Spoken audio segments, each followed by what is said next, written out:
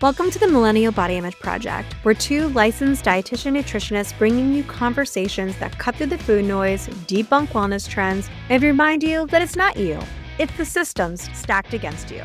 Together, we'll explore the struggles so many of us carry, challenge the fear-mongering that fuels them, and offer evidence-based, compassionate tools to support your body on its own terms. Because your lived experience matters, and your body is not the problem. On today's episode, we're talking about what happens to your body image when you live in a body the world labels as different, and how does finding the right community change everything. In this episode, I'm talking with filmmaker Julie Forrest Wyman about body image, identity, and what it actually means to belong in your body. Through her film, The Tallest Dwarf, Julie shares her experience navigating multiple identities, including dwarfism, queerness, and the fat positivity space, and how those intersections shape body image and belonging. We dig into the blind spots in the mainstream body positivity movement, why representation alone isn't enough, and how community can fundamentally shift your self-perception and your relationship with your body. We also talk about what real inclusivity looks like in practice, not just in theory. If you're interested in the film, which I highly recommend, you can watch it for free on YouTube through July 4th and then on the PBS app afterwards. And of course, all links will be in the show notes. Okay, well, listeners, welcome back to the show. And Julie, welcome to the show today. I'm really excited to have you on today to talk about not only your story, but your film, The Tallest Dwarf. And one of the things that the listeners will know that I love to do on this show is to unpack the layers and nuances of both nutrition and body image and everywhere in between. And today we're here to dig into what you called, I think, is one of the many blind spots in the body positivity movement, which is about height. So I'd love if you could start by telling us a little bit more about you and what inspired you to make this film. Sure. Yeah. Thank you so much for having me. I'm really happy to have the film, dig into exactly the kind of conversations you put out there. So I describe myself as kind of an in-betweener in a lot of ways. I have been part of the fat positivity, size acceptance, fat positive movement for decades, but in that movement, I'm considered a small fat, like I'm on the small side of fat, and I'm bisexual, so I'm queer. I'm married to a woman, but I identify as bi. So especially when I was coming out decades ago, that was kind of a are you really queer or not? Question came up. Luckily that's shifted in our world, but I've inhabited that space. And then in terms of but you asked me about body image, and so there's also my height and also my proportions, which are different in the sense that tend to be on the short side, but I'm 5 feet tall. So I'm tall for dwarfism and for what's usually defined and considered a little person.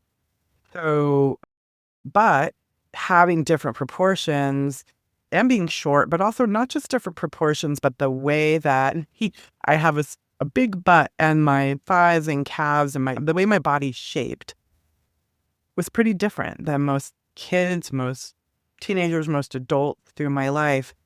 And so for me, it wasn't simply about being short that made me different. It was all those things, but also a sense that I was maybe not as different as I had seen little people in movies and on TV. And I saw the similarity between our bodies, but I didn't have an opportunity to really ask the question, do I have a form of dwarfism?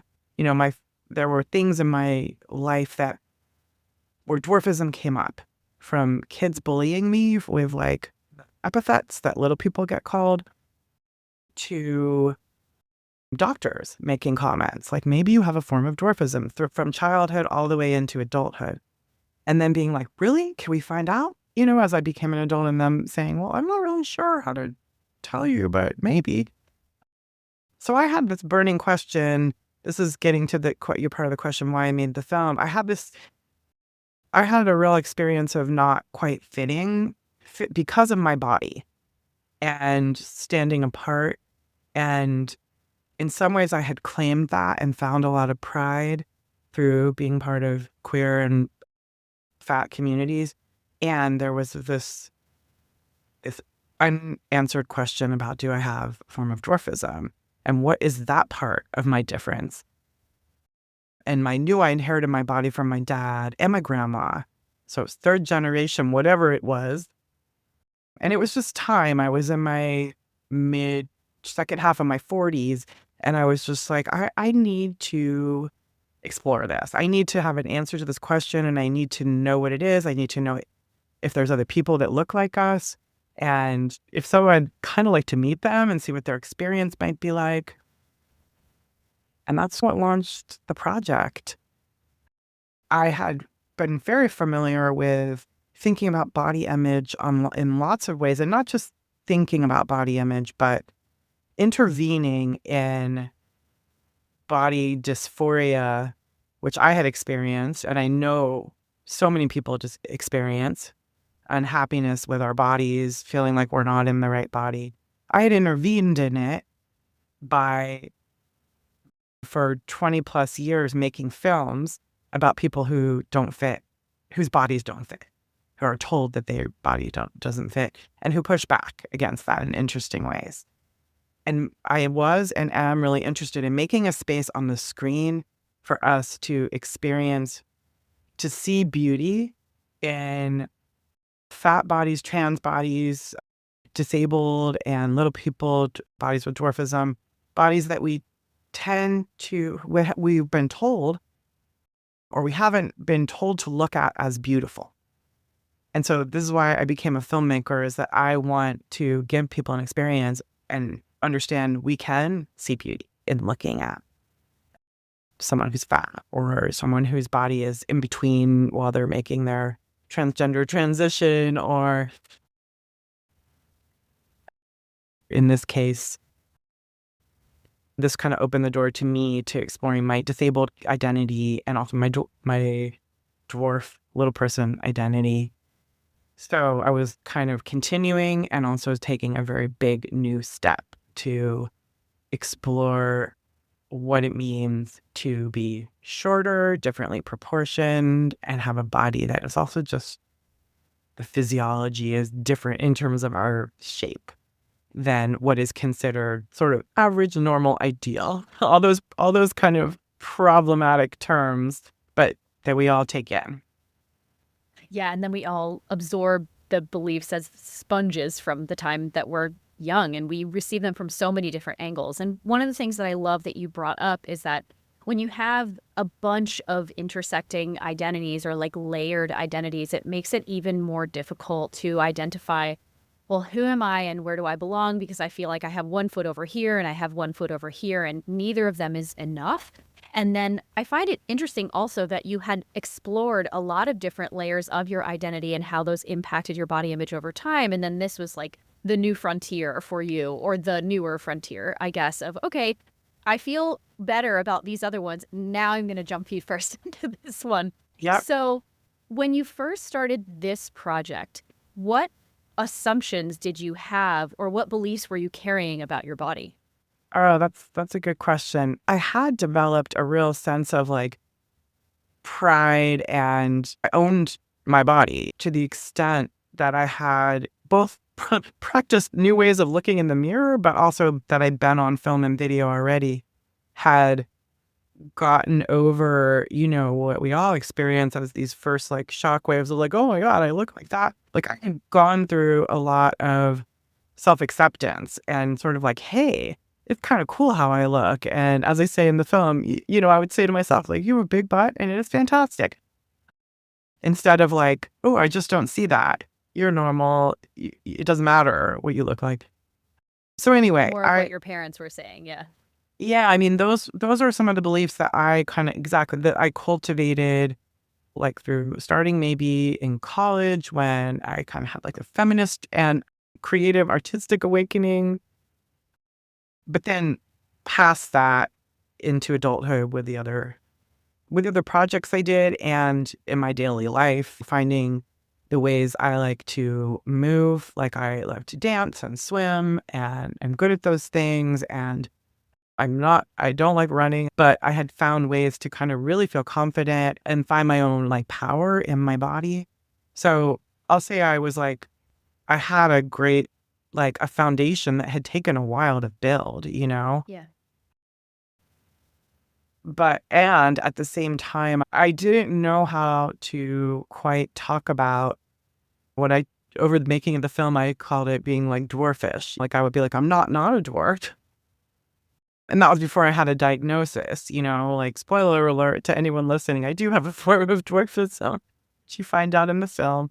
But, you know, that I think part of the reason is that both my parents, but not just my parents, the rest of the world, sometimes I'd get the message like people would really be looking like, oh, do you have dwarfism? You might have dwarfism. And then other people would, if I mentioned it, would just say like, absolutely not. Like you're average, you're normal. So I got both messages, and sometimes the dwarfism became invisible to me, and other times it was all I could see. So I described it as this shimmery experience. And that was part of my body image too, was kind of having something that I thought was there, but I didn't quite know how to name. And also I didn't have community around. Because I had experienced having queer community. I had experienced having fat community, and also just as an artist and, someone with pretty leftist politics, like I have community and friends who I bond with on those things. And also I would just even say a lot of my friends are people we, in lots of different ways, have seen ourselves as like freaks, as people that stand apart, even if they're in very different ways than me. So I'd found connection. And that's what had been really meaningful, has always been meaningful to me as a tool of self-acceptance too. Is finding people who are like, oh yeah, me too. And this is how it is. And we can laugh at the difficult parts of it and find ways to resist the kind of messages we're given.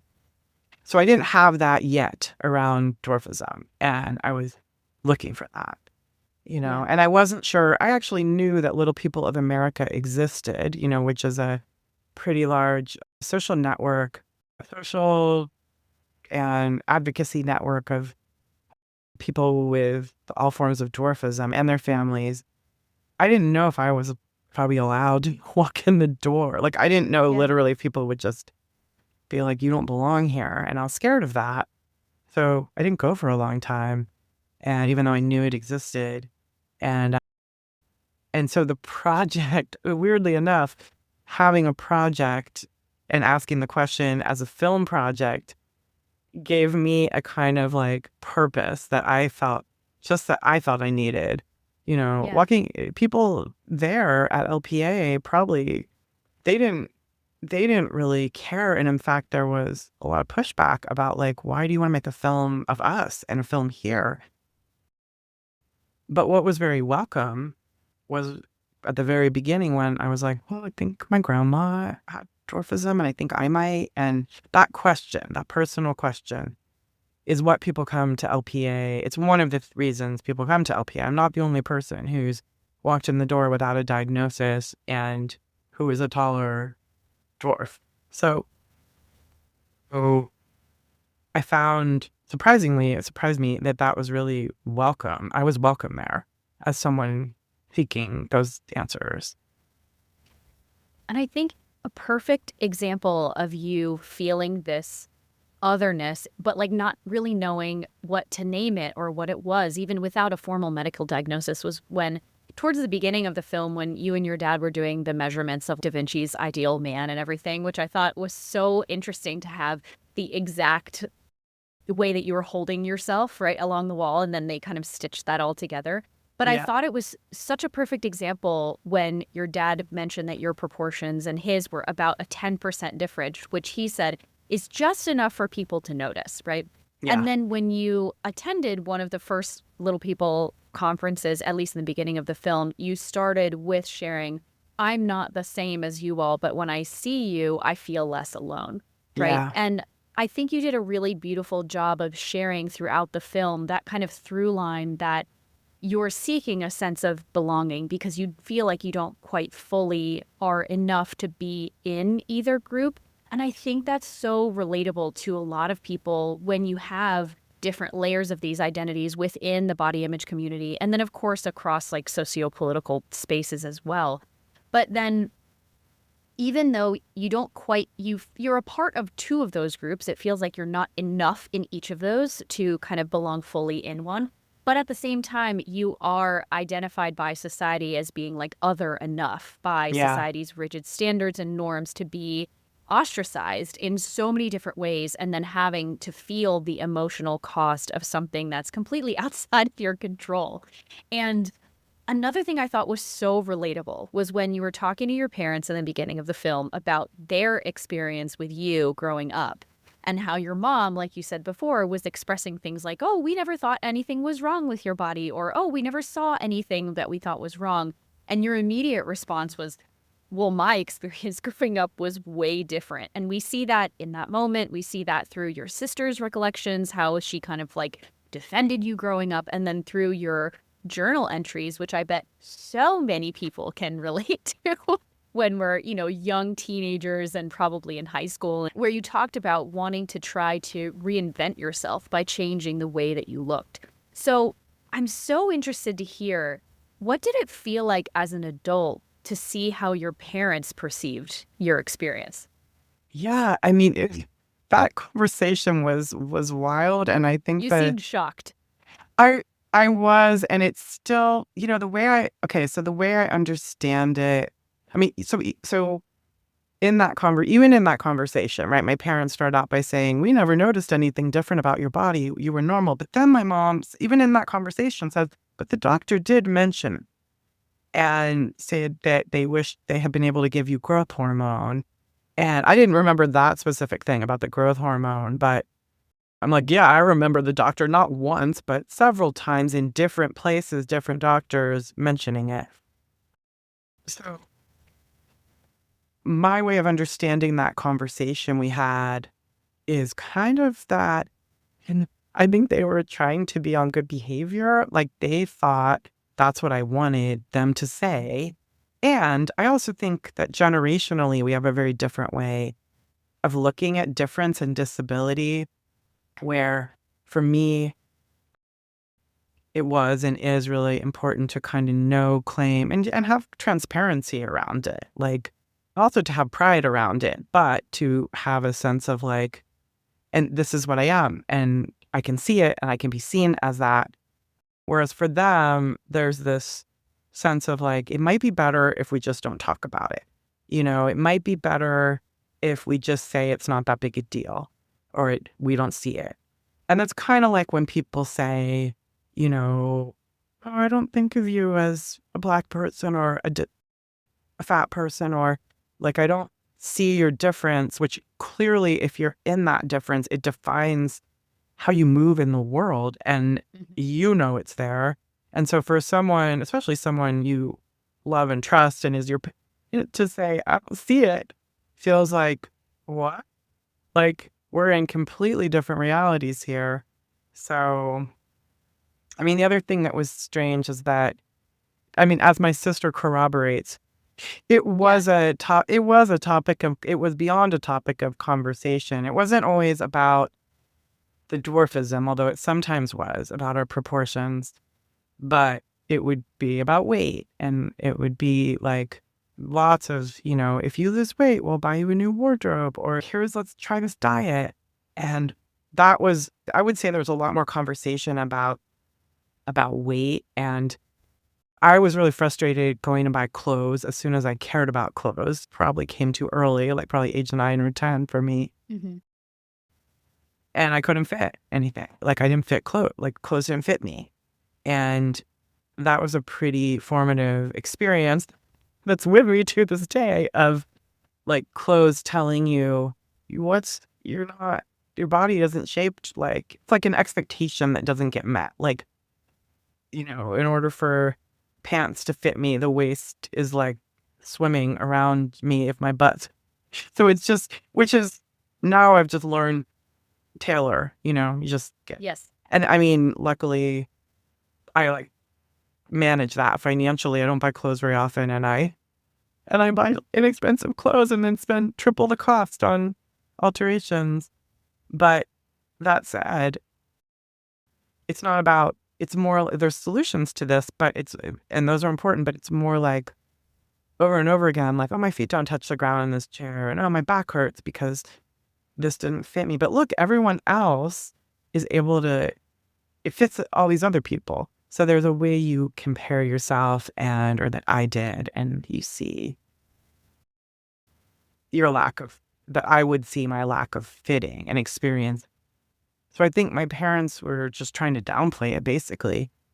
Yeah.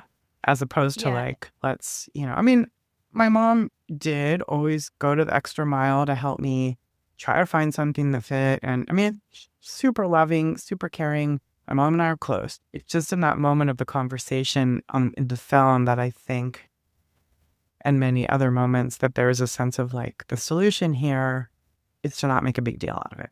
It'll make a big deal out of it if we acknowledge it. So. Yeah.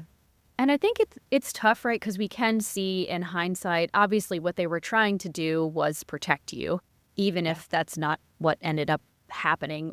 That was obviously not your experience at school or at doctor's offices or anything. And I think we can think of it, at least through the lens of the film you were talking about when you were visiting the different like photo galleries and looking at historical records and everything, is talking about how historically different would equal inferior, especially, well, always, but in this case for little people, right, it was like inferior unless they wanted to kind of capitalize on their situation and go to the circus or be in films or be in whatever, where people would be kind of typecast into one specific kind of role.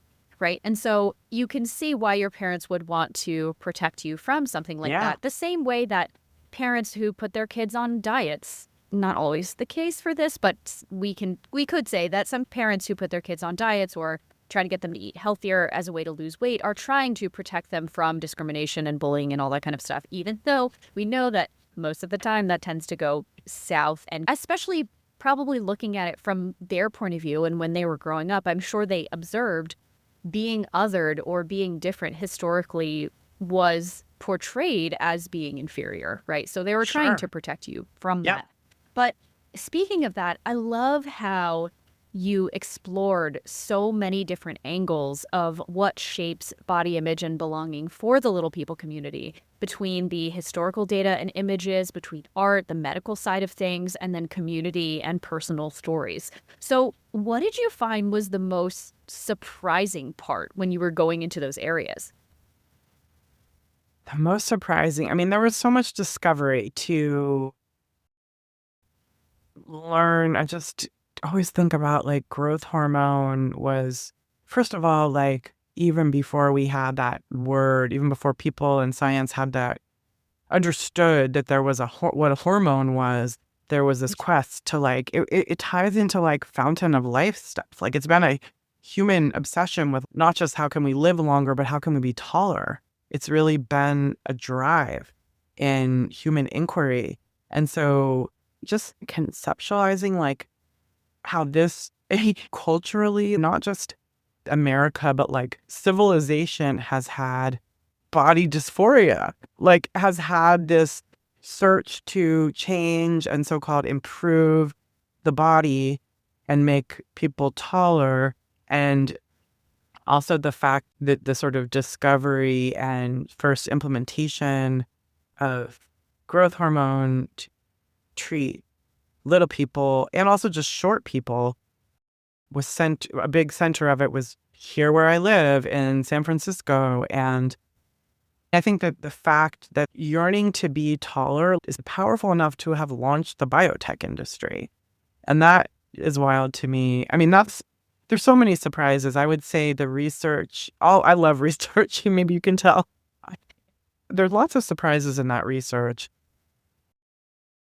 And then I actually think one of the surprises culturally, again, was like finding a welcome, like finding a sense that my personal inquiry and search for connection was something that was really shared. Like other people have that in the little people community, and other people who are taller dwarfs, who are, usually shorter than me, but still have an experience of being relatively tall in the community. And I had lots to talk about. So finding the similarities, not just in terms of we all have a form of dwarfism, but more like, oh, I'm on the margins here too.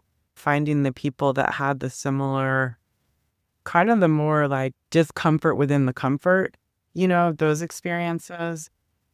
Um, those felt like interesting discoveries of like, oh, it's really nuanced, complicated, and also the kind of yes, like the connections I received, both in terms of yes, you can be in our community, but also finding collaborators to work with. I mean, those, I don't know if those were surprising as much as like so meaningful and satisfying and just felt like big breakthroughs. And I feel like that also really intricately relates back to body image, because a lot of people think of body image as something that is very individual, something you should be able to fix on your own, just like, oh, lose some weight and pull yourself up by your bootstraps, right? In the Yeah, health world, I call this like health libertarianism, because there's totally. this Oh my belief God. that like you should just be able to do it by yourself, like just figure it out. And while there are aspects of different things in body image that are viewed as easier to change, there are also things that are not changeable on our own, right? But I really loved how you're talking about community, and the film really does highlight that aspect of community and how that can be very healing, not only to figure out that sense of belonging, but to develop these relationships. I imagine it's also very healing for a part of body image as well. So Yeah. how do you think being part of the Little People community, and whether as a whole or the subsets that you kind of found, has shaped your relationship with your own body? Yeah. I mean, it's so, I remember being with like a group of new friends at LPA and just getting this realization that like all these people have some version of the experience of being told their body is wrong or like gawked at or some of the Yeah. experiences I've had. And just the sense of that doesn't need to be, it felt like I don't need to carry it alone, even if we're not talking about it at all. Just the knowledge that we reside in the same social space and have had some of the same responses was enough to give me, I would say, a different kind of comfort. Just sitting, being. I've experienced this in fat community too, where I've noticed I hold myself differently. So it's different. It's a little different with fat because you literally are like, can I suck in my stomach? But so it's not like I usually try to look taller than I am, but I think it's more about a self-consciousness or something that you're there's this experience of knowing you're just right. Like you're okay. Like you can just set aside that like thing you might carry around that I think I do still carry around of a little bit of defensiveness around. For some people, I think might just take it as like self-loathing. For me, it's like, hey, I'm beautiful. You don't see it. So I'm going to just like be a little like, I'm going to carry around that awareness with me. And it's really liberating, like mentally to put that down. But also I think I experience it physically. Like I have a sense of, it's a weird thing. It's hard to describe because it's so sort of internal, but there's a sense of like comfort and just letting go of something that's like often generates a little tension or buzz. I think, you know, when you spend a week at LPA, you're literally walking into like alternative universe that's been built for the week where everything there's accommodations on every countertop and thing that are not so hard for me to reach, but like everyone has stools when they're sitting in average chairs. That's super helpful for me. So like there's just things that become the norm and a level of stress or just slight friction that you're not sure you don't even aren't I'm not always aware I have, that you can just put that down. So it's that's liberatory. And it's funny, we use the word like in the film, one of the taglines we've used is, what Sophia says, what does it mean to liberate your body? And it's a funny word, liberate and freedom, those words, because they can sometimes seem like they're about being separate, like being free, like losing the things that hold you down, right? Releasing yourself. But it also, and it can feel like it's about independence and individualism. But really, I think in this film and in my experience, how you liberate what it means to liberate your body is to find your connection, my connection, to realize you're not drifting out there solely alone, the one of a kind, only you, no one relates to you. You have to do it all and carry it all and invent it all yourself. What it means to liberate my body and our experience in the film is really about finding that you're part of something bigger, not that you're free from anything external to you, but more that you are part of something that you didn't know that might be a really cool thing to be part of, Well, yeah. I feel like when you're describing being able to put things down that you didn't even realize you were carrying all the time, I feel like this is also a very relatable experience when people find their community and they are in spaces that are built for their community or have been constructed so that there are the necessary accommodations or things in place that you would have to go out of your way or somebody else would have to go out of their way, most likely asked by you to help with accommodations, right?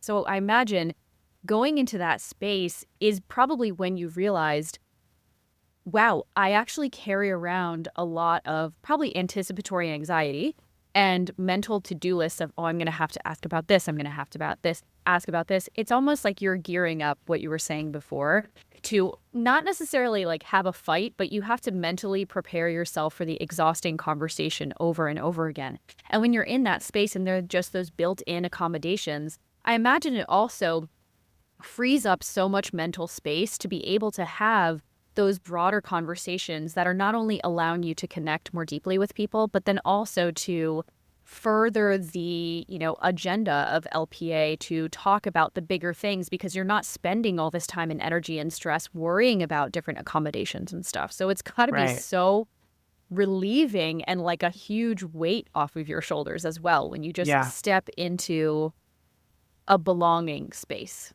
Yeah. Yeah, it's true. I mean, it is definitely. And at the same time, I mean, I should also not sugarcoat things to the extent that like everyone steps in LPA and just is blissed out the whole time because we're people and because it's how it goes. Like I said, I think people find their tribe and they have those moments and maybe days of feeling belonging because you're with your people, you're in a larger community that basically accepts and expects you to be who you are. And there's lots of people who can feel excluded at LPA, whether it's because they're taller or they're shorter than the average little person, or because their form of dwarfism is less common, or because they're BIPOC and there's a lot more white people at LPA. There's a range of people from everywhere and all colors and ethnicities, and it's a class-based who can afford to go to LPA. Yep.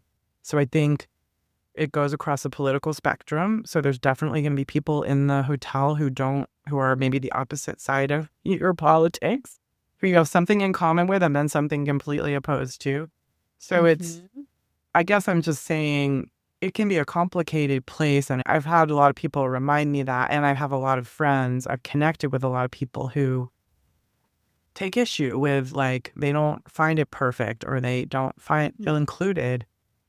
So it's more complicated than just being like this panacea where everything's great. But I will say, like, in terms of dwarfism, in terms of like accommodation for dwarfism and for everything that comes along with that, it's fantastic. I think it is important, though, to note that even within spaces that are, for the most part, designed for the community that they're being built for, we're still going to have those different layers of experiences where people do have one foot in many different spaces and they don't feel like they fully belong. But I think that's where it can be really helpful to make sure you're trying to bring in more and more people to and do films like this, right? To show like, I am not the norm, right? Like what you said before is like, I am not like you, which I'm sure all of you can see, right? Yeah. But when I am here, I feel more seen than anywhere else in the Yeah. world. And I think Yeah. that's one of the reasons why it's so helpful to do projects like this and, get the word out as much as we can so that more people can feel seen.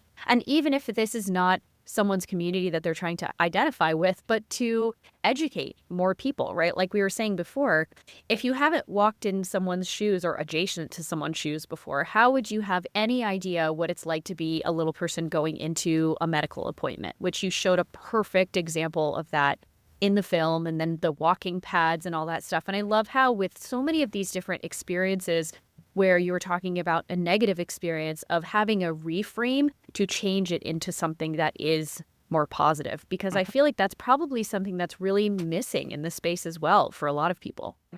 I think that, and I think something I encountered becoming part of the community is that just almost kind of like my parents, I think one of the strategies to deal with difficulty is to not talk about it. So like, oh, we were court dwarfs, but I don't like to think about that. It's painful to think about,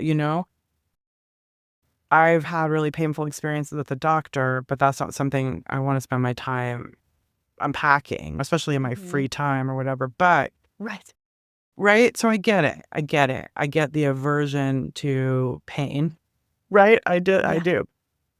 At the same time, I think that just what you said, like, can we transform it is my question. And if we, it's so silly, this phrase, if you can see it, you could be it, or whatever that phrase is, I kind of like feel like putting things, telling stories, putting them on screen gives us a way to both see what's difficult and like point at it. And also to sometimes really make it a different experience, like the moment where Mark is a court dwarf, and instead of being crammed into the edge and bottom of the frame as he is in the original, as that person Fabio, the court dwarf, is in his original painting from like 1542, we recenter. Like we literally just take the camera and move it so that he has his close up and he is the center of the frame. And just that is like,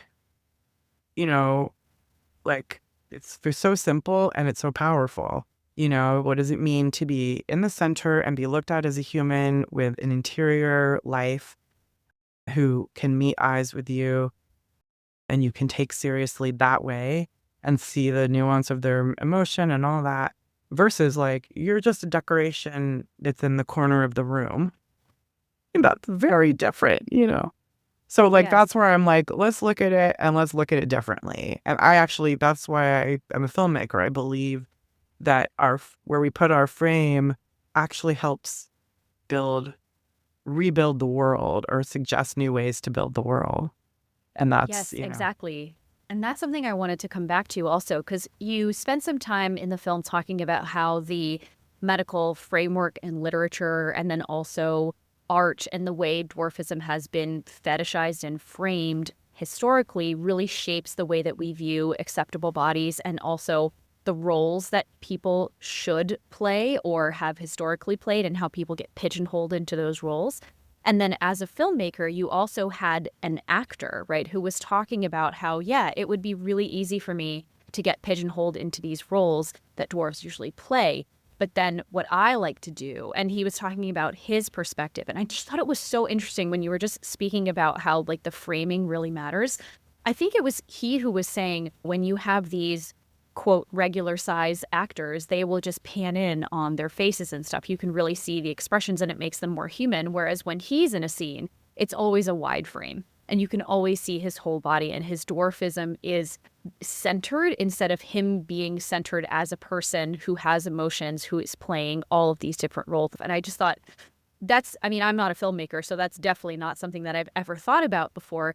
But I find those like little nuggets of things are just so evocative of a perfect example of seeing like these what seem small little things actually make a huge difference in the way Yeah. that people and communities are perceived. And it may seem small, or it may have been the entire intent of the original filmmaker. We don't know.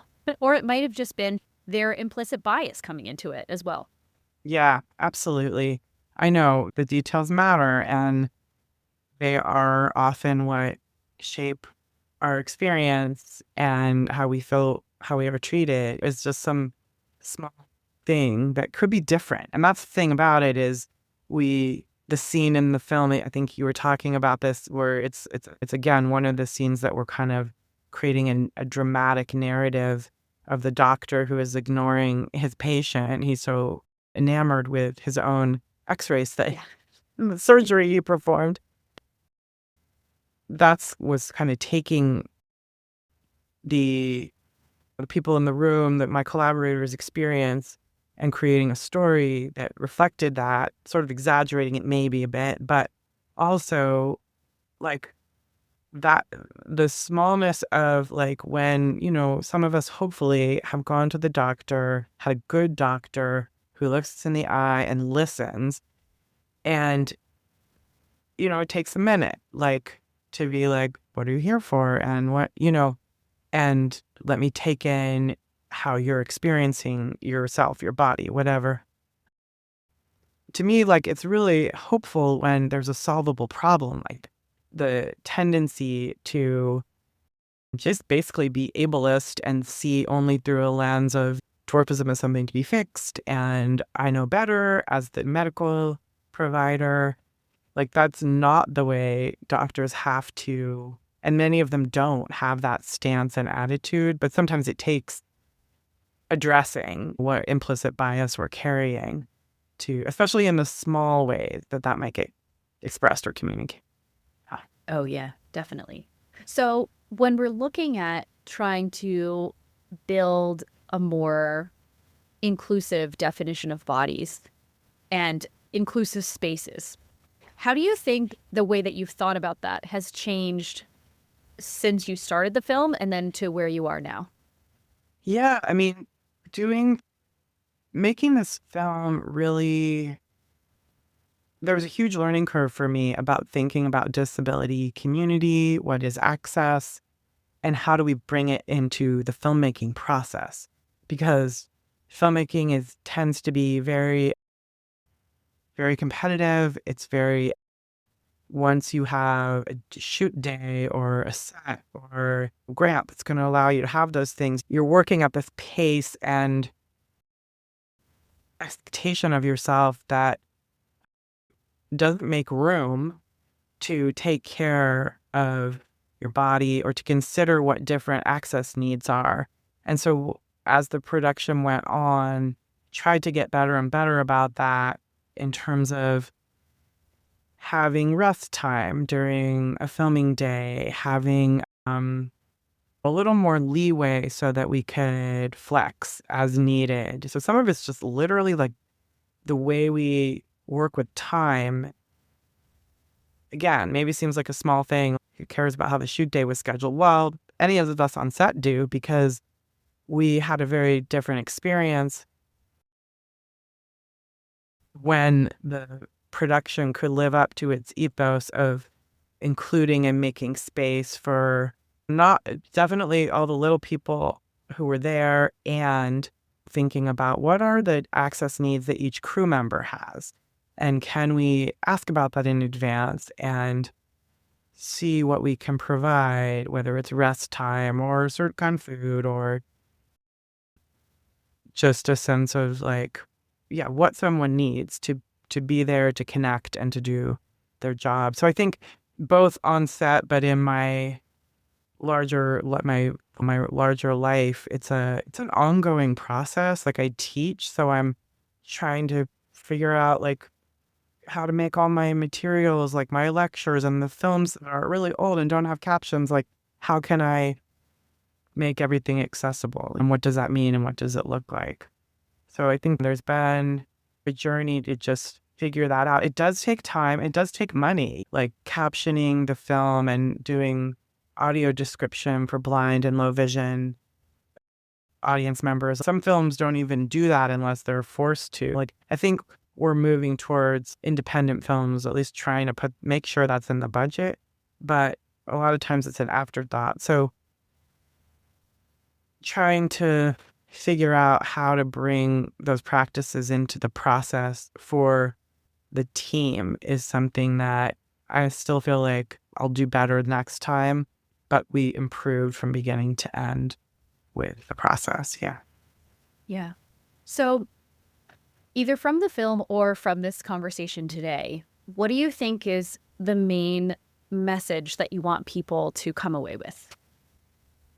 I want people to experience a sense of, I want people to feel pleasure and at the beauty of seeing little people's bodies in motion and moving through the world and being full humans, super smart and funny and interesting people. So I want people to, whether they're little people themselves or completely outside the community, to have that experience while watching the film. And I'm hoping they take away, they acknowledge, they realize that they had that experience in the sense that, like, if you're not used to seeing beauty when you look at disabled people around you, now you have. So can you bring that to, I would love for people to walk away from the film with a sense that they can see, that they can shift how they see and how they've been told to see. Seems like kind of a tall order, but I feel like it maybe works unconsciously too a little bit. It's like, Yeah. I'm hoping if people have enough of these experiences, they can start seeing differently. And if they're carrying around a sense that people who have X, Y, or Z condition are like inferior, or like the way that it's been thought of in the past, wheelchair bound, these kind of terms that really describe disability in really negative terms as opposed to like wheelchair free, wheelchair enabled. I hope people can, have a way to shift their gaze and explore that and how they look around and see people in the world, including themselves. Yes. Oh, yes. I love that. Well, thank you so much for coming on today and having this conversation. I will put all of the links everywhere so people can go watch the full-length film on YouTube. That's what I did. Great. Anything else you want to leave people with today? Or leave I mean, people we have a website, thetallestdwarf.com, and there's a place to add your contact if you want to be on our mailing list. And we will continue sharing events that are going to keep happening for the next years, where we have in-person screenings and conversations where we dig in different ways to some of the subject matter. So people want to know about that. Yeah, follow us on the Tallest Dwarf film or Julie Forrest Wyman, or sign up on our website. Yeah, and Independent Lens, absolutely. But thank you for sharing that link. That's the place to go. And I think it's out there for free without any kind of subscription on YouTube and the PBS app till July 4th is my understanding. After that, it'll still be available on the PBS app for PBS Passport members. And hey, if you can, please subscribe to PBS, because PBS needs us viewers to be on board and support in this moment. Yeah. Especially when certain people are trying to shut them down. Exactly. We have to make our vote known by we have to put our dollars behind what we want to be in the world. And so that's why I'm just like, it's free and that's great. And that's the whole PBS message. And at a certain point, you might have to subscribe, and please do if you can. Yes, Yeah. Exactly. Well, thank you again so much for coming on and sharing your message and sharing this film with people so they can learn more. And then for people for whom they are part of this community, hopefully this can also really help them feel seen too. Thank you so much. I loved our conversation, and I'm so happy that you do this podcast and you invited me to it. As always, thanks so much for listening to the Millennial Body Image Project. Find us on Instagram at Millennial Body Image Project, or you can find me at DanaMonsees_CNS. And if you have a question or topic you'd like me to cover on an episode, send an email to millennialbodyimageproject@gmail.com. And we'll see you next time.